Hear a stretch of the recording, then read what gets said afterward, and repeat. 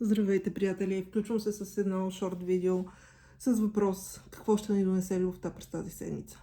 Изтеглила съм предварително 3 карти, 3 варианта. Изберете си една от картите и съответно нека да видим какво ще кажат висшите сили относно любовта ви през тази седмица.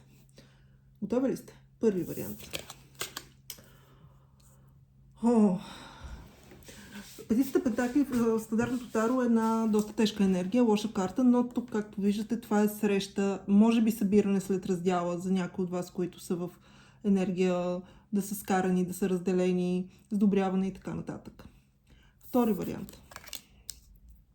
Магиосникът. Тази седмица на вас ще ви донесе един магиосник. Това е един доста ресурсен човек, много можеш, много знаеш, човек, който умее да случва нещата. Ако това е вашият партньор, може би той ще се прояви към вас по някакъв начин, но винаги съществува варианта и по някакъв начин да има някаква манипулация. Така че с едно на ум винаги. И трети вариант. Тук се пада десетката мечове.